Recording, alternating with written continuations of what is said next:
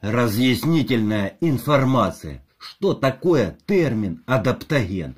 Введен в научный оборот в 1947 году Николаем Васильевичем Лазаревым, советский токсиколог и фармаколог, основатель Ленинградской школы токсикологии, создатель учения о состоянии неспецифической повышенной сопротивляемости организма и концепции адаптоген.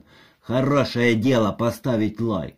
В настоящее время адаптогены определены как вещества, которые повышают способность организма адаптироваться к неблагоприятным воздействиям окружающей среды на организм, а также устойчивость организма к стрессу.